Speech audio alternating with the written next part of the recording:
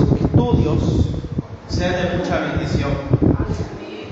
La semana pasada tuvimos el tiempo para hablar un poco acerca de la introducción a la doctrina de Cristo y nos quedamos con la interrogante y espero que la hayamos podido contestar acerca de quién es Jesús en virtud de su divinidad.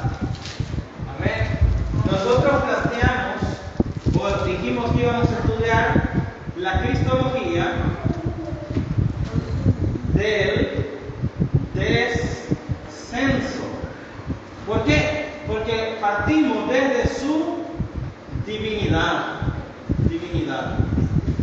¿Por qué? ¿Por qué nosotros tenemos que partir desde la divinidad del Verbo? La divinidad de Jesús. Porque Él es Dios. Y hoy vamos a entender un poco acerca de esto, porque quiero que consolidemos este punto. La divinidad del Verbo, para que podamos entender la humanidad de Cristo. ¿Cómo? En virtud de la encarnación. No la reencarnación, ¿verdad? Que es lo que creen los budistas, no, la encarnación. Entonces nosotros necesitamos entender o poner las bases a todo esto, pero no quiero hacerlo, hermanos, sin hacer dos cosas fundamentales. Primero, vayámonos a la Biblia, al Evangelio según San Juan, el capítulo 17, los versículos del 1 al 3, y después vamos a tener unas breves palabras de oración, porque al final, como les decía cuando hablábamos acerca de lo que era la cristología, Juan 17, versículos del 1 al 3. ¿Por qué razón, hermanos? Porque cuando hablábamos acerca de qué era cristología, nosotros decíamos es más que simplemente hablar acerca de Cristo o estudiar a Cristo. La cristología bíblica tiene como su fin producir en nosotros fervor y amor por nuestro Señor y producir en nosotros el ímpetu para poder defender nuestra fe, porque Cristo nos define a nosotros como cristianos. El eje principal de la fe cristiana es Cristo. Sin Cristo nosotros seríamos una simple secta del judaísmo, de donde salió el cristianismo, ¿no? Porque el judaísmo cree en un solo Dios, cree en el Padre, ¿verdad? Cree que el Dios de Israel es el Dios de Abraham, de Isaac y de Jacob. Sin embargo, Jesús también desnudó al judaísmo, porque ellos les dijo, ustedes dicen que son descendientes de Abraham, pero si en verdad fuesen descendientes de Abraham, me creerían, porque yo he salido del Padre. Y recordamos aquella frase, ¿verdad? Antes que Abraham fuese, yo soy. Y entendimos que ese yo soy, los judíos comprendieron que se trataba de la misma expresión que aparece en Éxodo 3, cuando Dios le habla a Moisés. Y si ustedes leen Éxodo 3, se van a encontrar algo muy curioso que muchas veces pasa de largo, hermanos. Y es que cuando Moisés mira a la zarza, dice que en medio de la zarza estaba el ángel de Jehová. Y ese ángel, como leímos algunos versículos, recibía adoración. Por tanto, no podía ser un ser angélico con respecto a lo que decía la lectura bíblica, puesto que Cristo ha heredado un nombre más excelente que el de los ángeles. Por tanto, ese ángel de Jehová que estaba en medio de la zarza, que es el que le habla a Moisés, recordemos que Cristo es el Logos, el Verbo, la palabra de Dios. Es Cristo el que comunica la voluntad del Padre. Y vamos a estudiar hoy que esa es la misión del Verbo. No solamente salvar a los hombres, sino revelarnos al Padre. Leemos Juan capítulo 17, los versículos del 1 al 3. Y dice la palabra del Señor, honrando al Padre, al Hijo y al Espíritu Santo. Estas cosas habló Jesús, y levantando los ojos al cielo, recordemos que nosotros estamos estudiando la cristología desde la perspectiva trinitaria. Vemos que Jesús no está hablando consigo mismo, está dirigiendo su atención a otra persona. Esta persona se encuentra en el cielo. y dijo: Padre, la hora ha llegado, glorifica a tu Hijo, para que también tu Hijo te glorifique a ti, como le has dado potestad sobre toda carne, para que dé vida eterna a todos los que le diste. Y aquí nos dice una cuestión muy importante: y esta es la vida eterna, que te conozcan a ti, el único Dios verdadero, y a Jesucristo, a quien has enviado. ¿Se dan cuenta por qué es vital que nosotros conozcamos a Jesús? Porque si no conocemos a Jesús no podemos tener vida eterna. El que cree en el Hijo de Dios, dice Juan, tiene vida eterna. Pero el que no cree en el Hijo de Dios no tiene la vida eterna. Por muy buena persona, por muy religioso que sea, por muy agradable que sea esa persona, si no profesa su fe en Jesucristo, no es salvo. Lamentablemente. Y por eso es que a raíz de la cristología, a raíz de la persona de Cristo, nosotros podemos entender nuestra fe. Hermanos, y algo que nosotros tenemos que tener o prestar mucha atención es a otra palabra, que la voy a plantear ahora, pero la voy a explicar después. Unión hipostática. Tengan presente esta palabra para después. Lo primero que nosotros tenemos que hacer es, para terminar el tema de la divinidad, nosotros vimos lo que decía el Evangelio de Juan en el capítulo 1, el versículo 1, en el principio era el verbo, y el verbo era Dios, y el verbo era con Dios, ¿no? Y entonces entendimos la divinidad del verbo a partir de la Trinidad. Y vimos algunos pasajes bíblicos, otros solo se los pude mencionar por el tiempo, que prueban que ya en el Antiguo Testamento judíos monoteístas adoran a Jesucristo como Dios. Y nosotros nos enfrentábamos a una situación o a un dilema. O Jesús tenía razón y era quien decía ser, o Jesús estaba cometiendo el pecado de blasfemia. Y como nosotros hemos entendido que Jesús era quien decía ser, nosotros sabemos que Él era Dios. ¿Por qué?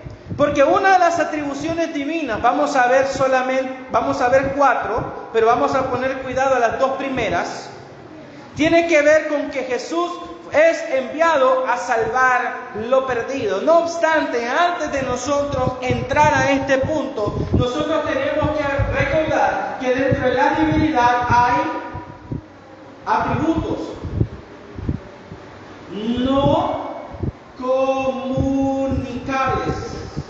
Es decir, que esos atributos solamente le pertenecen a Dios y no nos son comunicados o transmitidos, o no podemos nosotros participar de ellos. Nosotros estamos unidos a Dios, ¿sí o no? Dice que hemos sido unidos o hechos participantes de la naturaleza divina por medio de su divino poder a través del Espíritu Santo. Sin embargo, aunque nosotros participamos de una unión con Dios, no nos convierte eso en Dios. Porque nuestra unión no es como esta. Nuestra unión es una unión moral. Es decir, estamos unidos a Dios en virtud del carácter moral de Dios. Nunca seremos dioses, pero somos hechos hijos de Dios por adopción. Porque nosotros también vimos que al Hijo de Dios se le otorga un título: unigénito. El único es el Hijo de Dios en un estado único, porque Él participa de la misma esencia divina del Padre. Amén. Pero nosotros, si creemos que Jesús es Dios, en Jesús se deben manifestar los atributos no comunicables de Dios, ¿sí o no? El primer atributo que nosotros podemos ver que no es comunicable, que lo posee Dios, es la omnipotencia. Jesús necesariamente tiene que ser omnipotente si Él afirma que es Dios. Y nosotros podemos encontrar pruebas de eso en los evangelios. Y le voy a dar algunos ejemplos y ustedes podrán después colaborarlos en sus casas, porque ustedes han leído los evangelios, ¿no?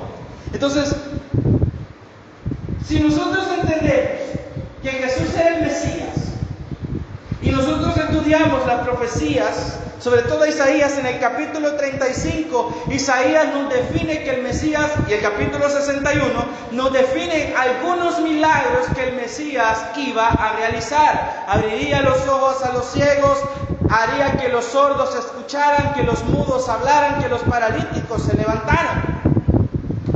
Y nosotros entendemos entonces que Jesús era hombre, por tanto en su humanidad Jesús se va a limitar, eso lo vamos a ver más adelante. Jesús se va a limitar y los milagros mesiánicos los realizará por el poder del Espíritu Santo, como dice Hechos 10:38. A este Jesús de Nazaret Dios lo ungió con el poder del Espíritu Santo para libertar a los oprimidos por el diablo. Los milagros mesiánicos, como la sanidad de los enfermos, eran realizados por Jesús en dependencia del Espíritu Santo. Pero como Jesús es Dios y tiene el mismo poder que el Padre y el Hijo, hay ciertos milagros que Jesús va a realizar que los hace en virtud de su poder. Amén. Un ejemplo. ¿Se acuerdan cuando Jesús manda a sus discípulos que vayan al mar en la barca y Él se queda orando y despidiendo a la multitud? Y dice que cuando ellos iban, comenzaba a hacérseles contrario el viento y pasada la medianoche, Jesús o un ser que ellos divisan en el horizonte que va caminando sobre las aguas. ¿Y qué es lo primero que los discípulos dicen? ¡Es un fantasma! Ya creían en el fantasma. Pero entonces Jesús, viendo a sus discípulos llenos de miedo, les dice unas palabras tranquilizadoras, pero no menos reveladoras. Él les dice: no temáis, porque yo soy. Jesús utilizará mucho esa expresión yo soy, que nos recuerda a lo que Dios le dice a Moisés: yo soy el que soy. Y Él le dice: no tengan miedo, porque yo soy. Y Pedro, ¿verdad? Famosamente le pide: Señor, si eres tú, manda que yo camine sobre las aguas. Pero el punto de la historia, lo que yo quiero ejemplificar es que Jesús tiene el poder sobre la naturaleza. Porque si nosotros nos proponemos a caminar sobre las aguas, nos vamos a hundir más rápido que el Titanic. Pero si Jesús camina sobre las aguas, necesariamente Él es Dios, porque Él es el único que tiene poder sobre la naturaleza, por cuanto Él la creó. A Él le obedecen la tierra, los mares, el cielo y todo cuanto existe. ¿Sí o no? Jesús caminando sobre las aguas, domando las aguas. En otra ocasión dice que Jesús iba con sus discípulos en la barca, porque ellos eran pescadores, ¿verdad? Y dice que a Él le dio sueño. Otro ejemplo más de su humanidad. A Jesús le da sueño. Y dice que cuando Él se va a dormir, se desata de pronto una tormenta, hermanos. Ustedes saben que generalmente las tormentas se forman en mar abierto. Sin embargo, el mar de Galilea es un lago. Rara vez se forma una tormenta dentro de un lago. Pero ese día se desataron las tormentas como nunca antes. Y sus discípulos se llenaron de miedo y corrieron hacia donde estaba Jesús. Y despertándole le dijeron: Maestro, ten cuidado que perecemos. Y cuando Jesús se levanta, los reprende y les dice: hombres de poca fe.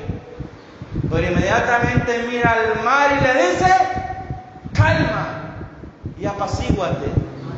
E inmediatamente el mar se tranquilizó y la tormenta se fue. Y entonces nosotros vemos la reacción de los discípulos y dice que ellos se asombraron y se preguntaron: ¿quién es este que aún los mares y los vientos le obedecen? Una atribución divina, la omnipotencia. omnipotencia. La palabra de Jesús basta para dominar la naturaleza. Otro milagro que prueba la omnipotencia de Jesús es cuando Él multiplica los panes y los peces. Porque si nosotros hacemos cuenta, dice que había unas 5,000 personas, sin contar mujeres y niños. Y desde que yo he estudiado matemáticas, sé que yo no puedo alimentar a una multitud con 5 panes y 2 peces.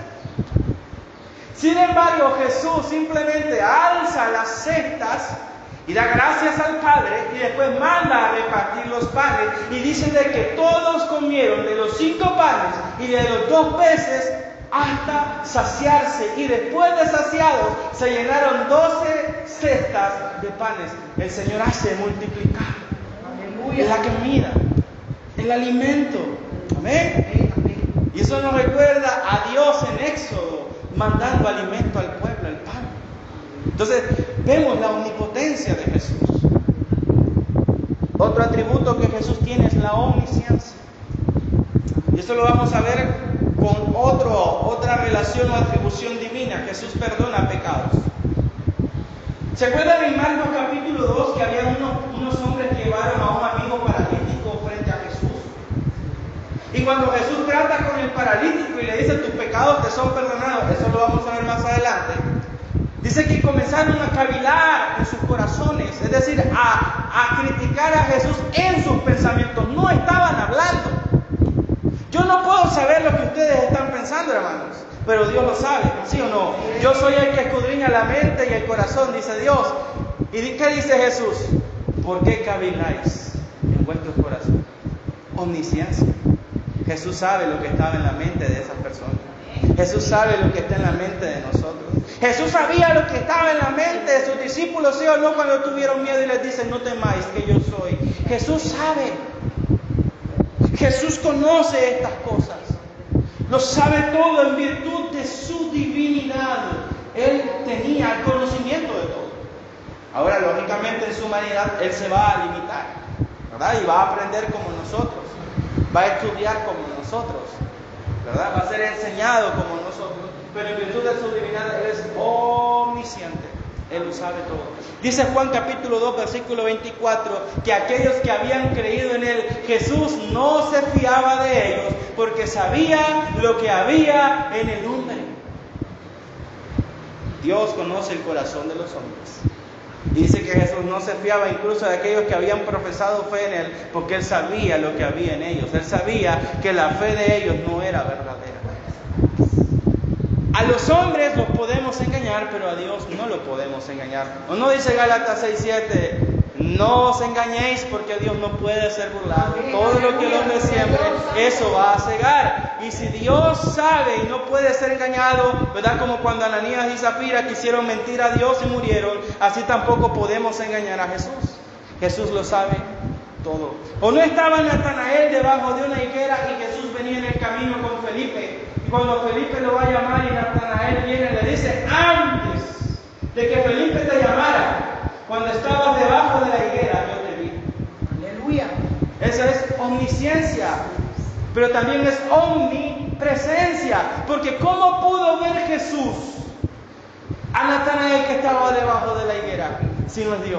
Aunque estaba en su cuerpo humano, recuerde que en su divinidad Él está en todo lugar. ¿O no dice Él mismo en el capítulo 3 de Juan: y aquel que descendió del cielo es el mismo que ha subido al cielo? Y después habla que es el Hijo del Hombre, ¿verdad? Que será levantado como Moisés levantó a la serpiente en el desierto. En virtud de su humanidad Él estaba limitado a un solo lugar, pero en virtud de su divinidad Él está en todo el lugar. ¿Ven? Aleluya.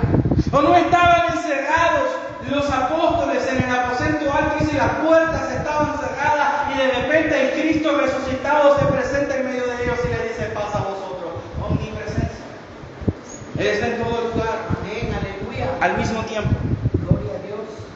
Entonces, teniendo nosotros en consideración estos atributos y sobre todo otro importante que es la inmutabilidad, es decir, Él no cambia. Como dice Malaquías 3:1 o 3:6, si no me equivoco: porque yo Jehová no cambio, por eso hijos de Israel no habéis sido consumidos. Jesús también tiene el atributo de la inmutabilidad. Jesús no cambia. 2 versículos. Uno está en Mateo 24:36, si no me equivoco. El cielo y la tierra pasarán, pero mis palabras no pasarán. La palabra de Dios, la palabra que sale de la boca de Jesús, no cambia, hermano. Sigue siendo la misma. Y otro pasaje muy conocido, Hebreos 13:8, dice que Jesucristo es el mismo de ayer, de hoy y por los siglos. Él no cambia. Jesucristo es inmutable. Nosotros somos los que cambiamos. Nosotros nos adoptamos a las modas, hermano. Pero Jesucristo no. Por eso a nosotros nos conviene adoptar la moda celestial y no las modas terrenales.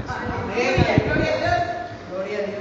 Y por consiguiente, si Jesús es divino, solamente puede manifestarse y puede demandar aptitudes divinas. Por ejemplo, ya lo decía al principio, Él salva lo perdido.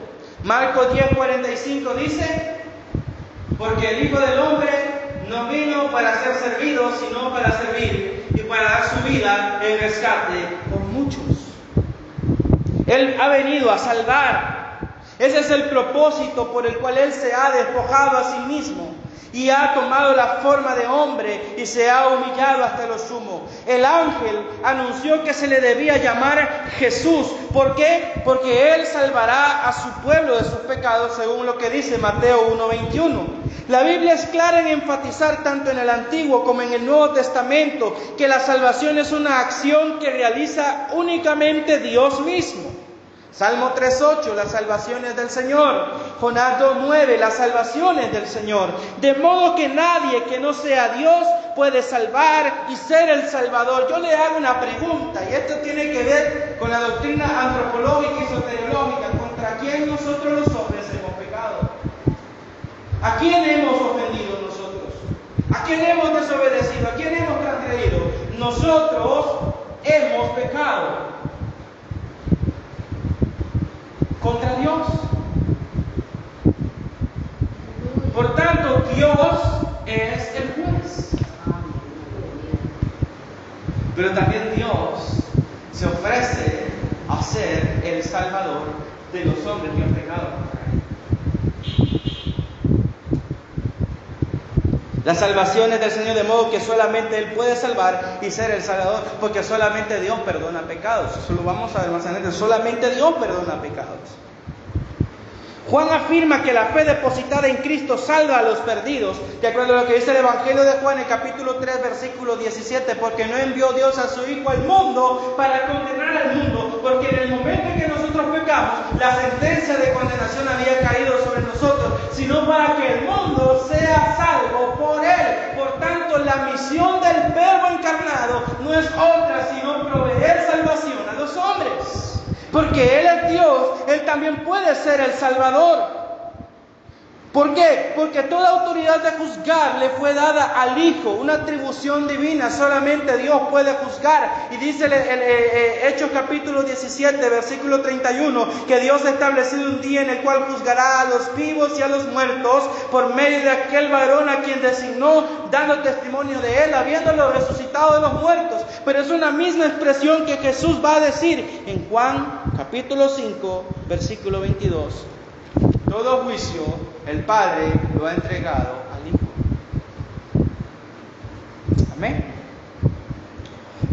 Por tanto, la salvación es la misión del enviado de Dios, pues Cristo está, y aquí hay una expresión muy hermosa que también quiero que ustedes tengan presente, lleno de gracia. Según lo que dice Juan 1:11.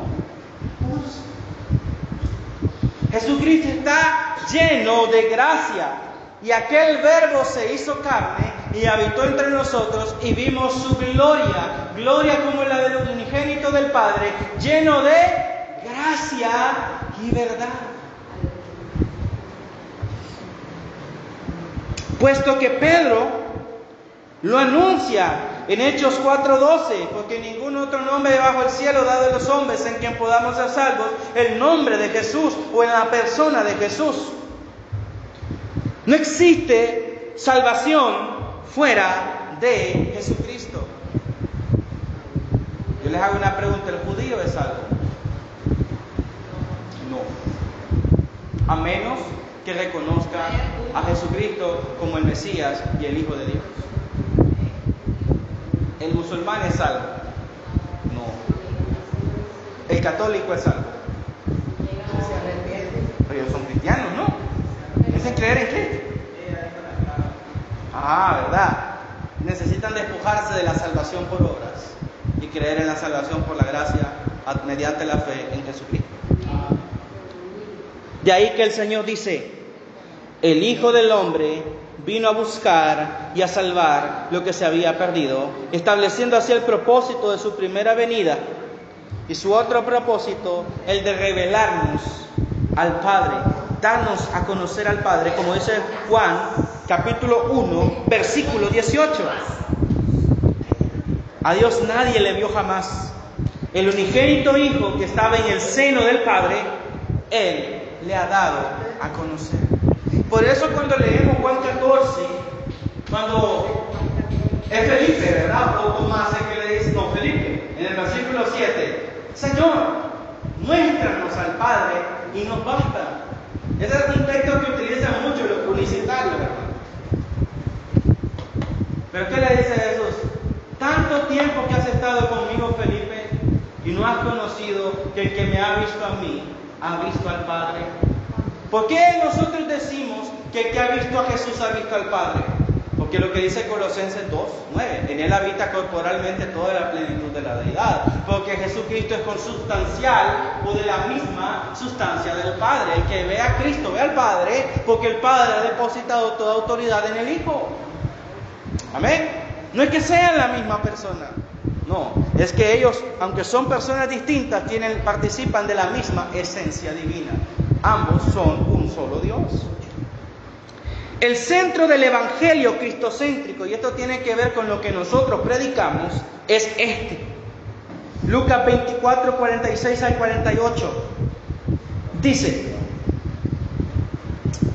y les dijo: estas son las palabras que os hablé estando aún con vosotros, que era necesario que se cumpliese todo lo que está escrito de mí en la ley de Moisés y en los profetas y en los salmos. Entonces les abrió el entendimiento para que comprendiesen las Escrituras, que es lo que Dios está haciendo hoy con nosotros en esta mañana, y les dijo: así está escrito, y fue necesario que Cristo padeciese y resucitase de los muertos al tercer día, y que se predicase en su nombre el arrepentimiento y el perdón de pecados en todas las naciones, comenzando desde Jerusalén, y vosotros sois testigos de estas cosas. Y Pedro ha cumplido dando este testimonio, porque Pedro ha dicho que no hay otro nombre por medio del cual podamos ser salvos, como también Pablo nos lo recuerda, porque hay un solo Dios y un solo mediador entre Dios y los hombres, Jesucristo hombre. El mensaje del evangelio no es simplemente decirle a la gente, y me van a perdonar, hermanos, Dios te ama. ¿Por qué me ama? ¿Por qué razón me ama? ¿En virtud de qué me ama? ¿Qué ha hecho Dios para mostrarme su amor? Hermano, porque decirle a cualquiera Dios te ama, pero explícale por qué Dios lo ama. ¿O por qué tú piensas que Dios lo ama? ¿Por qué? Porque Él ha provisto un camino para reconciliarte con Él. Porque recuerda, lo primero que se predica en el Evangelio es la ley. Se recuerda, todos hemos pecado. Ninguno es justo ante Dios. ¿Para qué? Para que el pecador, cuando se enfrente a esa situación, entonces sí pueda entender por qué es necesario creer y ver la grandeza de Cristo. Si al impío, si al inconverso no se le muestra que es pecador, no va a sentir ninguna necesidad de buscar un Salvador. Porque solamente el que se está ahogando necesita que lo rescaten. ¿Sí o no? Si yo no me doy cuenta que me estoy ahogando, hermano, ¿para qué quiero que me salve? Es necesario pues predicarle, ¿qué? El arrepentimiento y el perdón de los pecados. Ese es el evangelio que se enfoca en Cristo. Presentamos a Cristo glorioso, hermano. Pedro anunció a Cristo como Salvador, pero también como el único que puede salvar. No hay otro medio, no hay otra alternativa. Pues esto concuerda con lo que el Señor mismo dijo en Juan 14:6. Yo soy el camino, la verdad y la vida. Nadie va al Padre si no es por mí. Y eso tiene que predicarse, hermanos, y enseñarse. No hay otro camino al cielo fuera de Cristo. Decía George Whitefield, un predicador del siglo XVIII, es más fácil ascender a la luna con una escalera de arena que un hombre alcanzar la salvación fuera de Cristo. Es imposible. Porque sin fe, y esa fe dirigida en Cristo, es imposible agradar a Dios. Porque debe creer que le hay y que es galardonador de los que le buscan. Debe creer que Dios existe y que ha provisto el medio para salvar. Por eso no basta con ser teístas. Hay personas que no van a la iglesia, pero creen que existe Dios. Y ellos se les conocen como teístas, o los que creen en Dios. Pero no basta simplemente creer o afirmar que Dios existe. Hay que creer en Dios de la manera correcta. Hay que creer en Dios por medio de Jesucristo. Pues Jesús, y solo Él puede salvar, pues con su obra en la cruz, es el único que ha satisfecho las demandas de la justicia divina, pues solo Él ocupó nuestro lugar y es el único Cordero de Dios que quita el pecado del mundo. La sangre de los machos cabríos y de los corderos no podían hacer perfectos, dice Hebreos, a los que participaban de este culto, pero el Hijo de Dios, el Cordero de Dios, se entregó a sí mismo una sola vez y para siempre, y por medio de eso hizo perfectos a los santificados. ¿Se dan cuenta, hermano? Porque estudiar Hebreos, esa epístola, es importante para entender quién es Jesús. El que es eternamente Dios se hizo hombre para poder morir por nosotros, como dice Hebreos, capítulo 2, versículo 10. Quiero leer este capítulo. Hebreos 2, versículos del 10 al 15. Y dice la palabra del Señor: porque nos convenía, y si convenía, a aquel por cuya causa son todas las cosas, de acuerdo a lo que leímos en el capítulo 1, y por quien todas las cosas subsisten, que habiendo de llevar, dice, muchos hijos a la gloria, perfeccionarse por aflicciones al autor de la salvación de ellos, porque el que santifica y los que son santificados de uno son todos, por lo cual no se avergüenza de llamarlos como hermanos, diciendo: anunciaré a mis hermanos tu nombre, en medio de la congregación te alabaré, y otra vez yo confiaré en él, y de nuevo, he aquí yo y los hijos que Dios me dio. Así que por cuanto los hijos, es decir nosotros, participamos de carne y sangre, Él también participó de lo mismo, para destruir por medio de la muerte al que tenía el imperio de la muerte, esto es al diablo, y librar a todos los que por temor de la muerte estaban durante toda la vida sujetos a servidumbre. El que era eternamente Dios se hizo hombre para morir por los hombres y podernos llevar a la gloria. Nadie más que Él. Nadie más que el Dios hombre, porque ninguno puede compararse a Él, porque ninguno es como Él. Esa condición de Emmanuel, o más bien de Dios con nosotros, hace posible que su sacrificio sea de infinito valor para agotar en plenitud la responsabilidad penal del pecado del hombre, llevando sobre sí el castigo que correspondía a todo aquel que cree. Como lo dice Filipenses 2, versículos 6 al 8, que lo leímos el sábado pasado. El sacrificio de Cristo quita la responsabilidad penal por el pecado. ¿O no le había dicho Dios: el día que de este fruto comas, ciertamente morirás? Por eso dice Romanos 8:1: ahora pues, ninguna condenación hay para los que están en Cristo Jesús. Ya no hay condenación si estamos en Cristo, porque Él es nuestro Salvador, porque Él es Dios.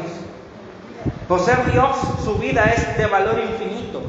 Y por ser hombre, tomó nuestro lugar, llevando sobre sí el castigo. Ese es el Evangelio. El Evangelio descansa en Dios, porque Él es el autor de nuestra salvación. Solo Él satisface las condiciones para salvar. Es Dios, por tanto. Es Dios. Por tanto, su vida tiene valor infinito para expiar el pecado. Y es hombre para poder representarnos y sustituirnos en la cruz. Aquel que cargó sobre sí el pecado de todos nosotros puede dar vida eterna a quien crea en Él. Porque dice Hechos 10:43, de este dan testimonio todos los profetas, que los que en Él creen recibirán el perdón de los pecados. Otra cuestión u otra atribución divina para ir avanzando es que Cristo puede otorgar gracia divina. ¿Qué dice Efesios? Capítulo 2, versículos 8 y 9. Bastante conocido, creo que todos se lo saben de memoria. Dice, Efesios 2, 8 y 9 dice, porque por gracia sois salvos, por medio de la fe, y esto no de vosotros, pues es don de Dios, no por obras, para que nadie se gloríe. Yo les hago una pregunta, recuerden, lleno de gracia, pero ¿qué es gracia? ¿Qué es gracia, hermanos? ¿Algunos? Un regalo inmerecido. Exactamente, un regalo inmerecido. Pero la gracia que llena completamente a Jesucristo, el único mediador entre Dios y los hombres, esa gracia produce un impacto en nuestras vidas.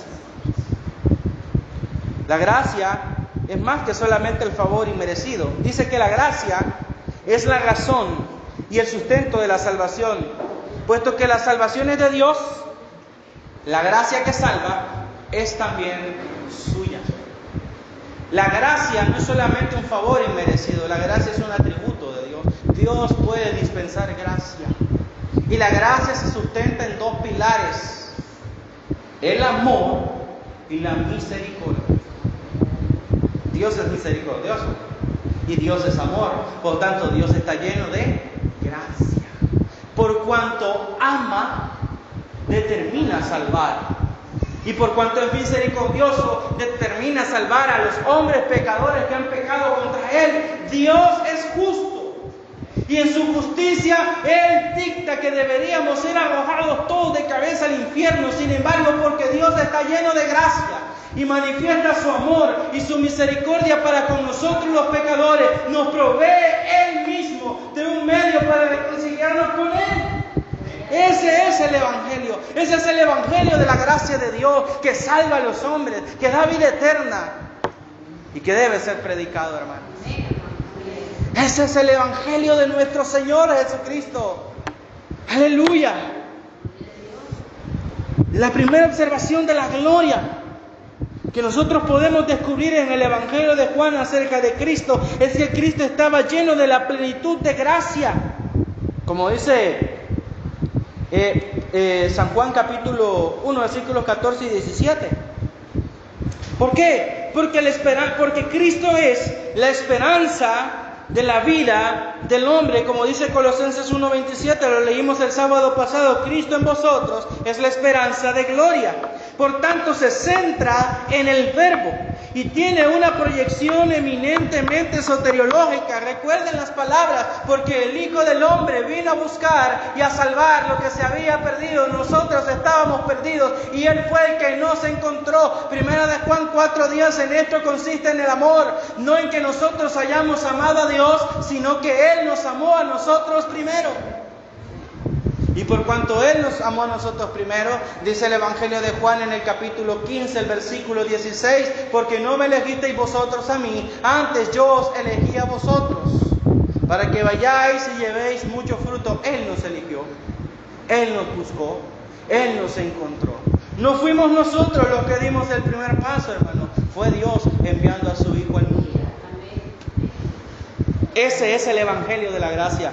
Esa es la gracia que se manifiesta en Dios.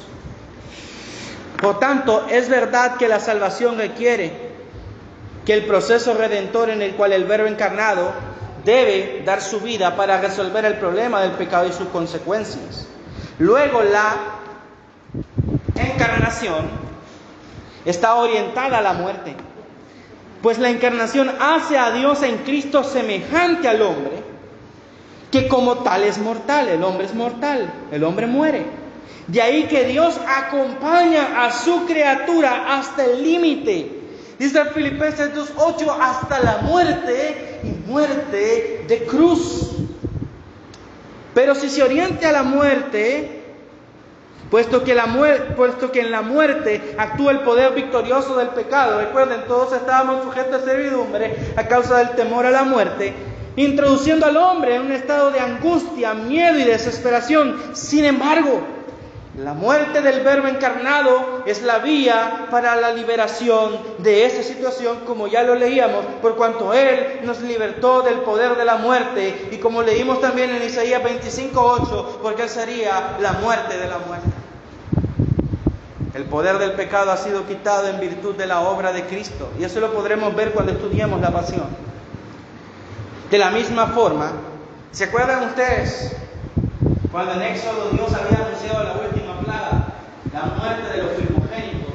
Y dice que la única manera de evitar eso era que se ofreciera un cordero sin mancha de un año, y que luego que se ofreciera el sacrificio del cordero, la sangre bañara los dinteles de la puerta. ¿Para qué? Para que cuando el destructor pasase y viese la sangre, pasase de largo.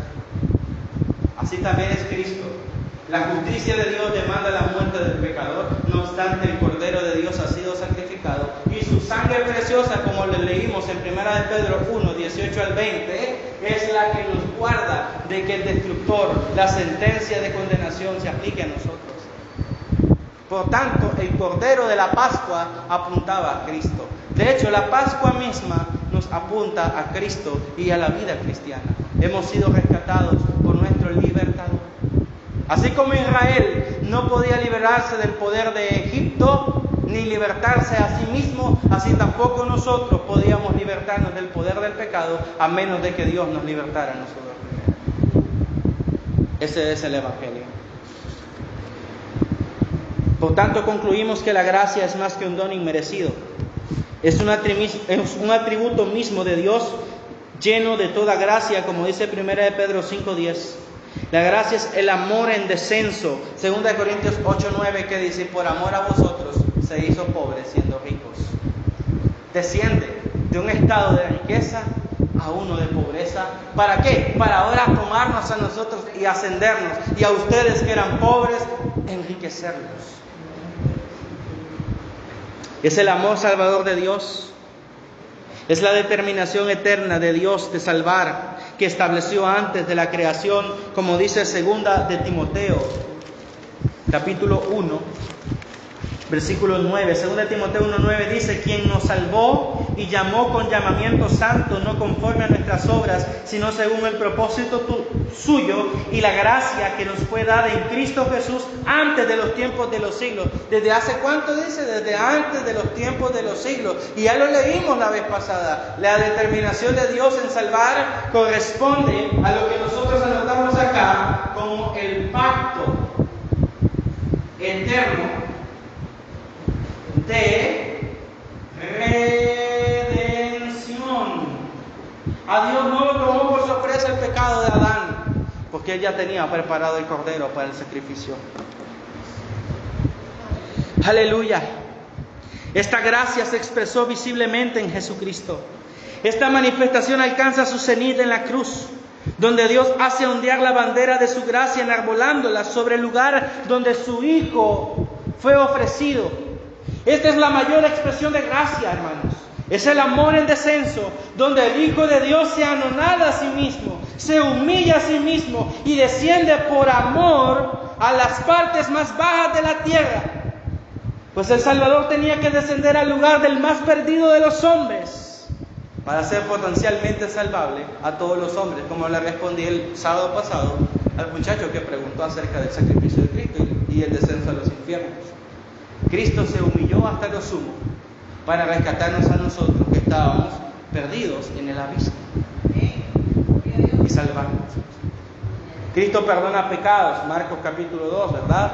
Perdona los pecados del paralítico. Y dice: el Hijo del Hombre tiene potestad en la tierra para perdonar pecados. Pero también Cristo recibe adoración. En Juan 20:28 Tomás dice: Señor mío y Dios mío. Por tanto, adora a Cristo.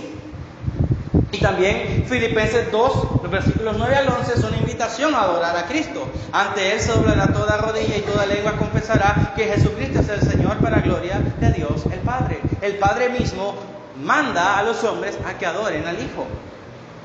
O como lo leemos en Mateo 2:2. Los magos de Oriente dicen: ¿dónde está el rey de los judíos? Porque su estrella hemos visto y hemos venido a adorarle. Expresan adoración a Jesús. Jesús recibe adoración. Con eso nosotros podemos concluir definitivamente que Jesús es divino. Por tanto, Jesús es Dios. Pero ya hablamos de que Él vino a salvar a los perdidos, que Él está lleno de gracia y cómo se expresa esa gracia. Pero para que esa gracia se pudiese manifestar, debía Cristo participar de lo mismo que nosotros. Por tanto, debía hacerse hombre. ¿Y cuál fue el método que Dios utilizó para que el Hijo de Dios se hiciera hombre? La encarnación. ¿Y cómo ocurrió esta encarnación? Bueno, Jesús nació de la misma manera que nacemos todos. Sin embargo, aquí nosotros vamos a tener mucho cuidado. El nacimiento de Jesucristo es único por dos factores. Jesús no nació de la unión de un hombre y una mujer. Y dos, Jesús nació sin pecado. Yo les pregunto, ¿a través de quién se transmite el pecado? ¿Del hombre o de la mujer?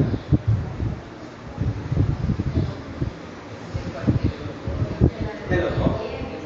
El salmista David dice en el Salmo 51:5, si no me equivoco: porque en maldad he sido formado y en pecado me concibió mi madre. No es que David nació de adulterio como en algunas tradiciones rabínicas nos enseñan, no, es que claramente reconoce su naturaleza pecaminosa heredada de la madre y heredada del padre. ¿Por qué? Porque somos seres humanos. Adán y Eva eran hombres, ¿verdad? Eran los padres de la humanidad, por tanto los representantes federales de la humanidad.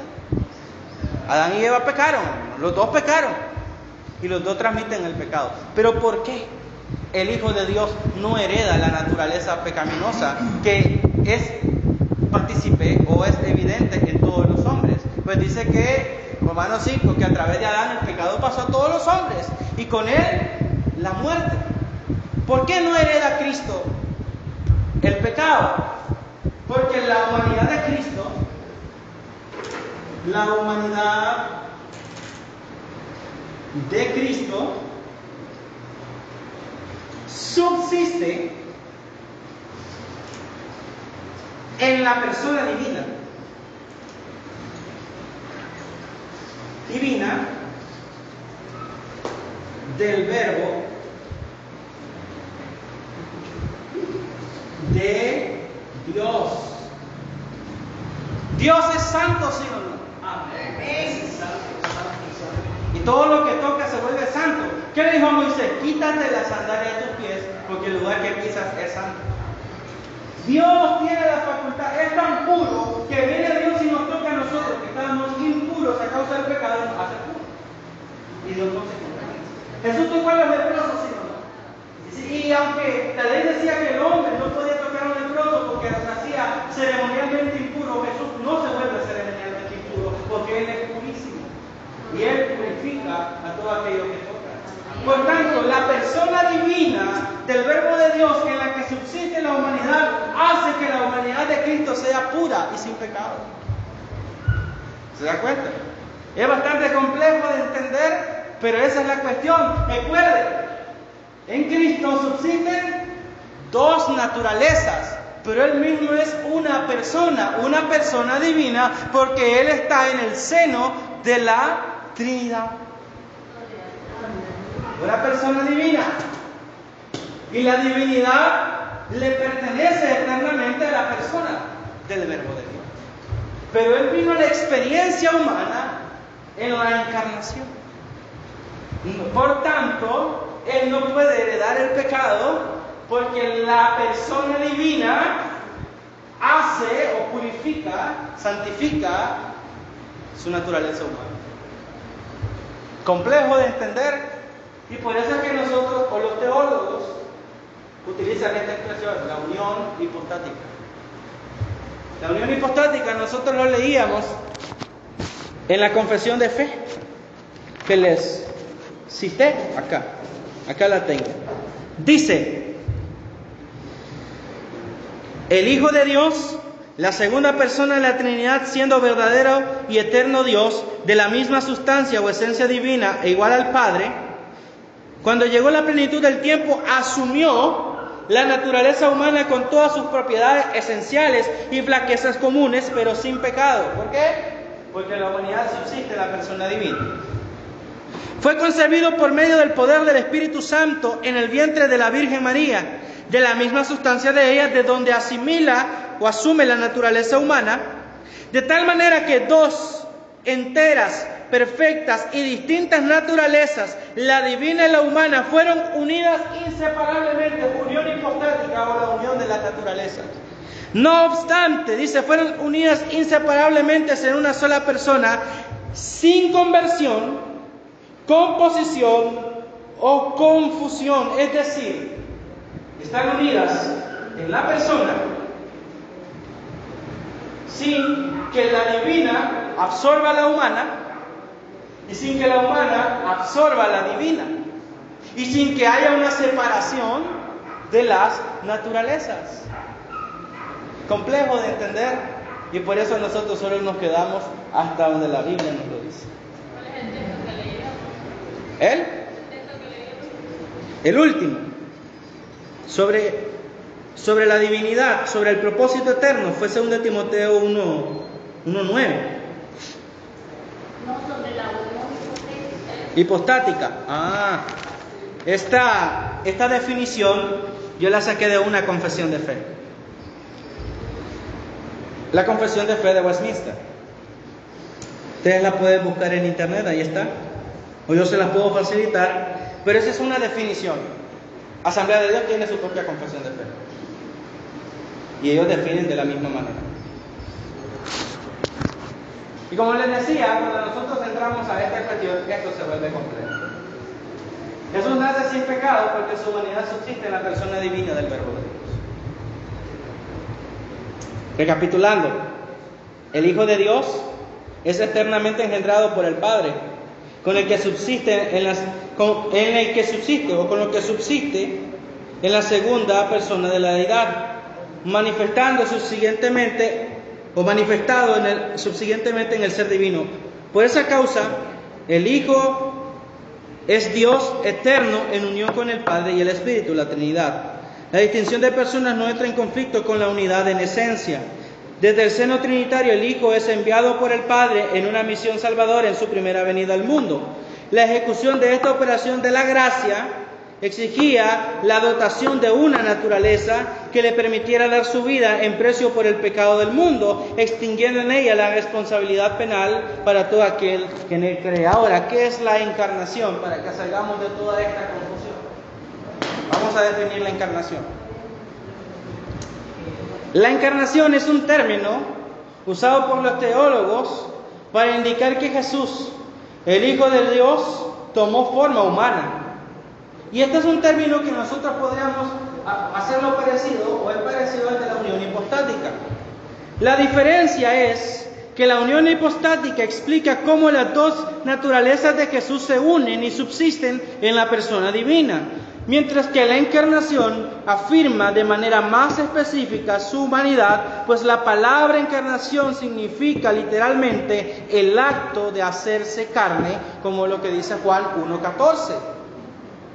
Y el Verbo se hizo carne y habitó entre nosotros. Entonces, eso es encarnación. Es el acto de hacerse carne. No se preocupe, ya vamos terminando. Y dentro de esto hay un amplio apoyo bíblico para hablar de la humanidad de Jesús. Ya lo decíamos, Jesús experimenta el sueño. En Mateo 4:2, Jesús tiene hambre. Y cuando él era pequeño, Mateo 2, versículos 13 al 15, requirió de una protección física, de que José lo librara de la mano de Herodes, ¿verdad? Otras indicaciones de su humanidad es que él expelió sudor en el huerto del Getsemaní.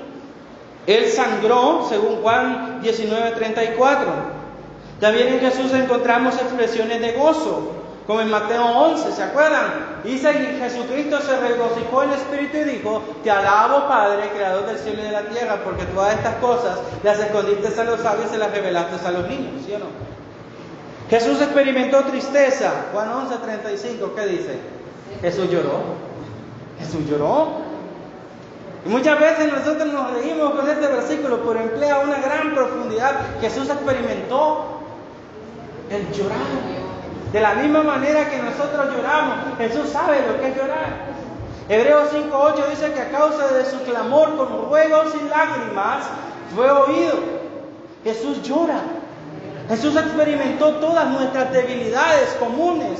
Él tuvo hambre, él tuvo sed, a él lo rechazaron, a él lo despreciaron, a él lo corrieron. ¿Se acuerdan cuando lo corrieron de Gadara, sí o no? ¿Lo corrieron, sí o no?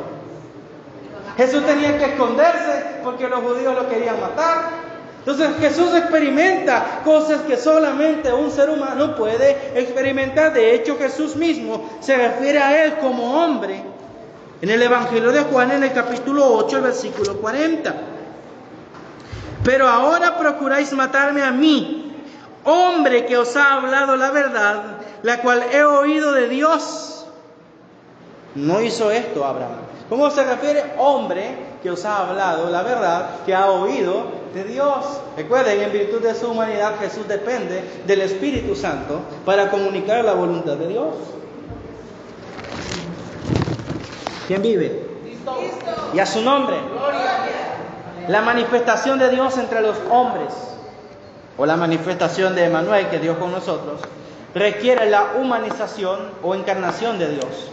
En ese sentido, el que eternamente subsiste en la deidad, en la naturaleza propia de la persona del Verbo, deviene a la condición de hombre, encarnándose en el seno de María o en el vientre de María, para comenzar desde ahí una existencia humana. No es que surge por primera vez cuando es gestado o concebido, como dicen algunos herejes, sino que Él viene a la experiencia humana y su humanidad comienza a existir en el momento en que Él se encarna en el vientre de María, porque Él no tiene origen por cuanto Él es un ser eterno.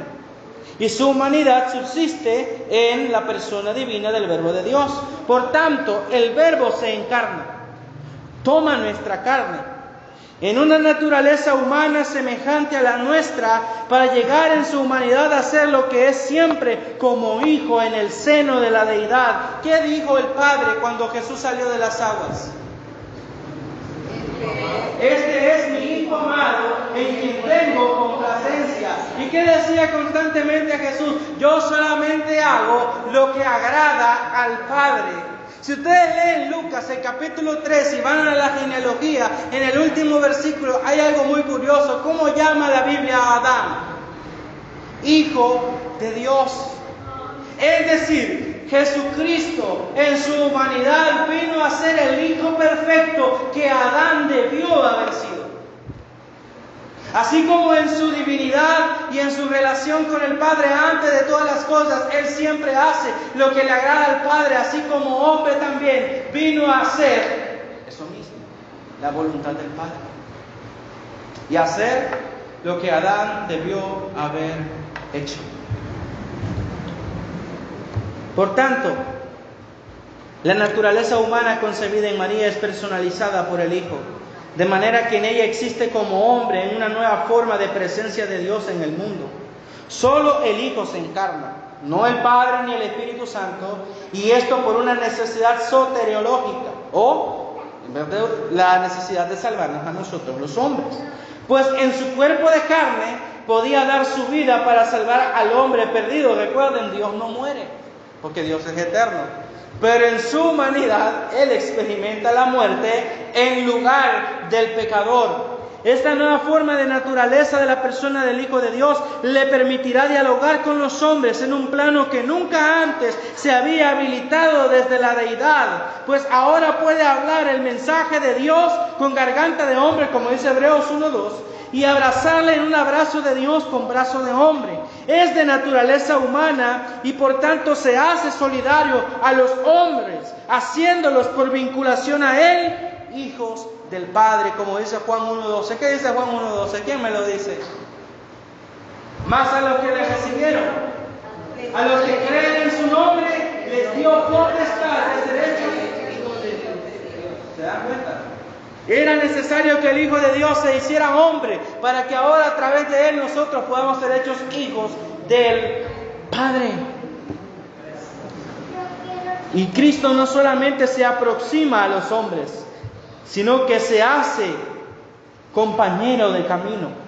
Por eso en Isaías Él es llamado el varón de dolores y experimentado en quebrantos. Y por eso Hebreos 4:15 dice que Él puede compadecerse de nosotros, porque Él fue tentado en todo, pero sin pecado. Pero Él puede compadecerse de ti. Él es poderoso para socorrer a los que son tentados, dice Hebreos, porque Él fue tentado en todo. La forma que en soberanía Dios escogió para devenir a la condición del hombre es la encarnación. El modo en que se inserta en el mundo de los hombres sigue el proceso propio de los hombres. Nace de mujer, en este caso de María, la Virgen. Por tanto, nosotros tenemos que entender algo.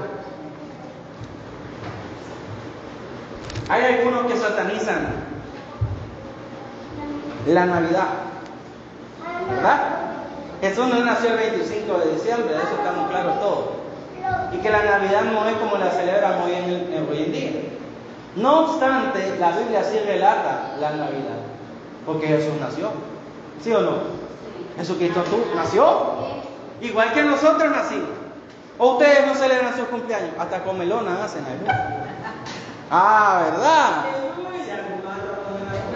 ¡Aleluya! Jesucristo también experimentó el nacimiento. Desde luego fue concebido.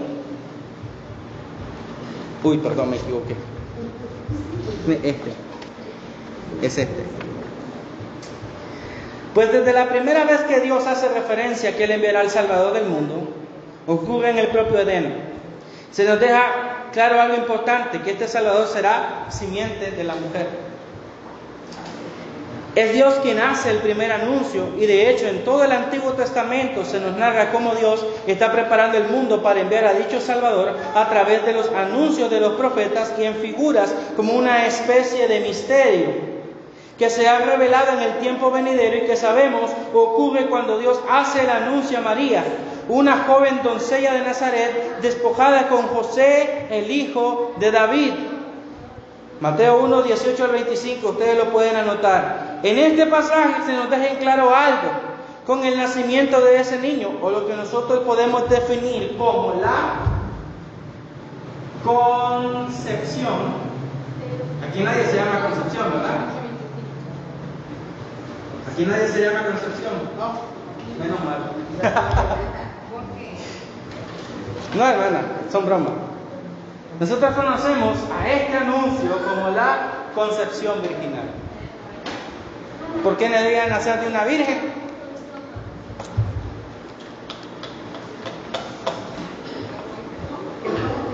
¿Verdad? Porque no podía participar esta mujer del acto carnal. Ya saben, ¿por qué? Porque si hubiese sido así, y Jesús, ¿verdad? Esto es un mundo alternativo, nace como nacen todos los hombres. Quítelo, sin miedo. Hubiese nacido bajo el poder del pecado. Ya. O también no hubieran creído que... Exactamente, no hubiesen creído que Él era el Hijo de Dios. ¿Verdad? Porque no puede ser hijo de Dios. No puede ser hijo de Dios e hijo de José, porque aquí tenemos un problema. María se fue infiel a José, ¿sí o no? Estaban después todos los chismosos de Nazaret. ¡Ay! ¿Y qué dice? José al principio pensó que María le había puesto los cuernos, ¿sí o no? Y dice que él la amaba y la quiso dejar en secreto, pero Dios interviene en el asunto y le dice a través del ángel: José, no temas recibir a María tu mujer, porque lo que en ella es concebido del Espíritu Santo es. Aleluya. Ese es nuestro Dios, que hace todas las cosas sin andar en... ¿Cómo hace? Hace todas las cosas claras, sin dejar nada en lo oculto y en lo secreto. No dejó confundido al pobre José. Le dejó claro que... Y después, ¿qué le dijo? Lógicamente, y cuando el niño nazca, ya pues entonces casate con tu mujer, porque ahora el pobre José fue casto toda la vida, según la Iglesia Católica, pobre José, ¿verdad? Muchos hablan de la Virgen, pero hay que ver de José. Bueno, A ver, los hombres y las mujeres, bueno, a ver, ustedes las mujeres con sus maridos, las que están casadas, saben que el hombre cuando se casa es porque también quiere gozar de los privilegios del matrimonio, ¿sí o no? Nadie se casa para estar, ¿verdad?, inmaculado, ni te toco, ni te beso, ni te agarro de las manos. Por tanto, después del nacimiento de Jesús, dice el mismo texto en el versículo 25, que José conoció a su esposa y tuvo hijos con ella. Y Dios bendijo su matrimonio y le dio varios hijos, ¿sí o no? Amén. Dios hace las cosas en orden. Entonces, nosotros sabemos que Jesús iba a nacer de una virgen. Quiero que leamos Lucas, capítulo 1, ya vamos cerrando, el capítulo 1, versículo 26 al 32. Lucas, Evangelio de Lucas. Vamos entrando ya en la parte de la encarnación. La idea de la concepción virginal ya estaba plasmada en el libro del profeta Isaías, en el capítulo 7, el versículo 14. He aquí una virgen concebirá y dará a luz un hijo y llamará su nombre Emmanuel. Y en Mateo se nos explica que es Dios con nosotros. Pero ¿cómo se llamaba este niño? Jesús. ¿Por qué? Porque el Señor es el Salvador de su pueblo.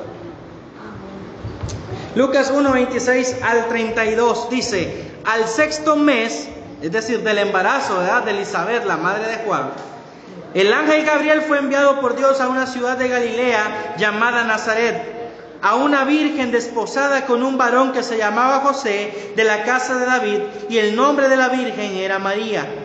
Y entrando el ángel en donde ella estaba, dijo: salve, muy favorecida, el Señor es contigo, bendita tú entre las mujeres. Y algunos cuidados rezan el rosario. Aleluya. Mas ella, cuando le vio, se turbó por sus palabras y pensaba qué salutación sería esta. Entonces el ángel le dijo: María, no temas, porque has hallado gracia delante de Dios. Y ahora concebirás en tu vientre y darás a luz un hijo y llamarás su nombre Jesús. Este será grande y será llamado Hijo del Altísimo. Y el Señor Dios le dará el trono de David, su padre, y el reino sobre la casa de Jacob para siempre, y su reino no tendrá fin. Y aquí vemos las dos naturalezas de Jesús. Por cuanto es el Hijo de Dios, entendemos su naturaleza divina, y en su humanidad Él es descendiente de David, porque María desciende de David, y José, que es el que le da después el derecho al trono, digamos, por adopción, es también descendiente de David. Ahora, otra razón por la que Jesús no nace siendo un hijo de José.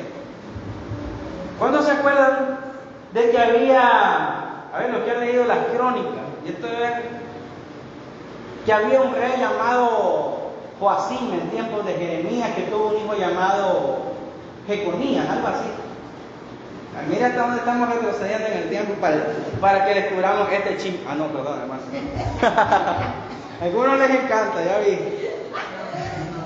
Dice la Escritura a través del profeta Jeremías a Jeconías. Aleluya, van a reconciliar ahora. Aleluya. En el libro de Jeremías, cuando habla acerca de la casa de David, si no me equivoco, en el capítulo 23, no me acuerdo, voy a buscarlo bien, ustedes pueden buscarlo. Dice a Jeconías: así ha dicho el Señor, ninguno de tus varones ni de tus descendientes se sentarán sobre el trono de la casa de David. Y Jeconías fue llevado a Babilonia por Nabucodonosor. Y bueno, en Babilonia prospera, y es porque José desciende de ese varón, Jeconías, hijo de Joacim. Y por la profecía, si Jesús era hijo carnal de José, no podía sentarse en el trono, no podía ser rey. Entonces Dios resuelve el asunto por sus propias manos, ¿no? El Espíritu Santo desciende en María y concibe. María es descendiente de David, y ella no tiene problema porque ella es hija de Natán, otro hijo de David. Cuando ustedes se van por eso no se salten la genealogía, hermano, porque en la genealogía está el cuento completo. ¿Cuántos años tenía María? Dice que era una virgen, doncella, desposada, probablemente unos 14, 16 años. En esa época se casaban jóvenes. Y ahora también. 12 años, dice que 12, 14. Máximo 16 años, pero bueno. Aspectos culturales. Lo que pasa es de que ellos se esposaban, pero no se No se casaban hasta el año. Exactamente. Había un año que ellos tenían que aguantarse la tentación. Ya dejemos de hablar de esas cosas, hermanos. Después ustedes se descarrían todos. Me echan la culpa después. Aleluya. Entonces nosotros vemos acá esto. El anuncio del nacimiento de Jesús, y por cuanto es hijo de Dios, es hijo del Altísimo, y por cuanto María es descendiente de David, él ahora, y también es hijo adoptivo de José, hereda el derecho al trono de David. ¿Y cómo iba a suceder esto? Dice versículo 34 al 38. Entonces María dijo al ángel: ¿cómo será esto? Pues no conozco varón. Respondiendo el ángel le dijo: el Espíritu Santo vendrá sobre ti, y el poder del Altísimo te cubrirá con su sombra, por lo cual también el santo ser, ¿cómo se le llama? El santo ser, santo es Dios, hermanos. Y de aquí se reconoce que este es Dios. El santo ser que nacerá, o vendrá a la experiencia humana, será llamado Hijo de Dios. Y después le dice: y aquí tu pariente Elizabeth, ella también ha concebido hijo en su vejez, y este es el 6º mes para ella, la que llamaban estéril, porque nada hay imposible para Dios. Entonces María dijo: he aquí la sierva del Señor. No dijo aquí la corredentora, ni la mediadora, ni la fulana, no, la sierva del Señor. Hágase conmigo conforme a tu palabra. Y el ángel se fue de su presencia. Valiente esta mujer, esta niña de 12 años, dispuesta a ser el instrumento del Señor, al riesgo de que la pudieran acusar de adulterio y la apedrearan, o que José se divorciara de ella, porque podía hacerlo. Y sin embargo ella tuvo fe en Dios, y ella fue recompensada con el privilegio que a ninguna, lamentablemente, de las mujeres que está aquí se les considera, que es la madre del hijo. ¡Qué privilegio más grande! A veces, hoy en día se critica la maternidad, pero ser madre es un privilegio maravilloso. Hermano, lo que las mujeres soportan dando a luz o cargando al bebé durante 9 meses, hay que ver. Y Dios la ha bendecido con eso, porque es una bendición dar a luz a la siguiente generación. Mira, hermano, no menosprecie ese privilegio. Y quiero cerrar con una frase de un teólogo llamado John M. Frame. ¿Por qué nosotros tenemos que creer en la encarnación y por consiguiente en el nacimiento virginal del Hijo de Dios? John Frame nos dice: el nacimiento virginal es doctrinalmente fundamental, pues su importancia radica en 5 cosas. La primera, la doctrina de la Escritura. ¿Cuántos saben que la Biblia es la palabra de Dios? Mire cómo estudiar a Cristo nos lleva a ver distintas doctrinas de la Biblia, porque todas se conectan en Él, todas tienen un punto de convergencia en Cristo. Si nosotros sacamos a Cristo, lo demás pierde sentido. Si la Escritura se equivoca, que dicen que algunos que Jesús no nació de la Virgen, ¿verdad? O que María no fue virgen, o que era hijo de José, y tantos otros chismes que se inventaron en esa época. Si nosotros decimos que la Escritura se equivoca aquí, entonces ¿por qué debemos confiar en sus afirmaciones acerca de otros eventos sobrenaturales como la resurrección? Nosotros necesitamos creer en la concepción virginal de Cristo, porque si no, no podemos creer en la resurrección, ni podemos creer en los milagros. Y si no tenemos esas cosas, no tenemos nada. Número 2, el nacimiento virginal es doctrinalmente fundamental porque apela a la deidad de Cristo. Si bien no podemos decir dogmáticamente que Dios podía entrar al mundo solo a través de un nacimiento virginal, porque pudo haber usado cualquier otro medio, sin duda, nosotros podemos decir que la encarnación es un evento sobrenatural porque es el Espíritu Santo mismo que cubre a María. Pues eliminar lo sobrenatural de este evento es inevitablemente comprometer la dimensión divina de la misma. Recuerde, la humanidad de Cristo, que la asimila de María, subsiste en la persona divina del Verbo de Dios por el poder del Espíritu Santo. Otra cuestión que está en juego si nosotros no creemos que Jesús nació de una virgen es la humanidad de Cristo. Esto era importante para uno de los primeros cristianos discípulos del apóstol Juan, Ignacio de Antioquía, y para los padres del segundo siglo, los creyentes del segundo siglo. Jesús realmente nació, era algo muy fundamental, porque entonces esto significaba que en realidad Él se había convertido en uno de nosotros. Si Jesús no es hombre, si Jesús no nació de una virgen, no es hombre. Es extraterrestre, es no sé de dónde, pero no sería hombre. Y si no es hombre, no podría identificarse con nosotros. 4. La impecabilidad de Cristo, es decir, que Cristo nació sin pecado. Si hubiera nacido de dos padres humanos, es muy difícil concebir cómo podría haber sido eximido de la culpa del pecado de Adán y convertirse en una nueva cabeza de la raza humana. Y pareciera ser solo un acto arbitrario de Dios que Jesús pudiera nacer sin una naturaleza pecaminosa, ¿verdad? Sería Dios injusto, porque uno podría hacerse una pregunta: ¿por qué Jesús nace sin pecado y por qué nosotros no? Sin embargo, la impecabilidad de Jesús, como la nueva cabeza de la raza humana y como el Cordero expiatorio de Dios, es absolutamente vital para nuestra salvación. Y 5, por la naturaleza de la gracia. El nacimiento de Cristo, en el que la iniciativa y el poder son de Dios, es una imagen acertada de la gracia salvadora de Dios en general, de la que forma parte. Nos enseña que la salvación es un acto de Dios, no nuestro esfuerzo humano. Y afirmar la concepción virginal nos previene de herejías tales como el ebionismo, que era una secta judeocristiana de la edad temprana de la iglesia, que consideraba que Jesús no es Dios, que era hijo biológico de José, y no creían en su preexistencia, como ya lo estudiamos el sábado pasado, y que fue ungido por el Espíritu Santo y escogido como Mesías debido a su propia justicia e integridad. Pero nosotros sabemos que esto es falso. Y otra herejía que nosotros combatimos creyendo en la concepción virginal y por tanto en la encarnación del Verbo es el gnosticismo. El gnosticismo decía que Jesús no había sido verdaderamente humano, sino un espíritu con una apariencia física, y que por tanto no había experimentado los sufrimientos en la cruz, ni había experimentado la muerte. Pero eso es una herejía, porque si nosotros no creemos eso, entonces Jesús no puede ser nuestro Salvador. Por tanto, Cristo Jesús fue anunciado como el Salvador por los profetas, pero en Él habían dos naturalezas, una divina y una humana, y Él es antes de todas las cosas. Pues el acto de la salvación no es más que este, hermanos. Es Dios quien nos salva de Dios mismo para llevarnos.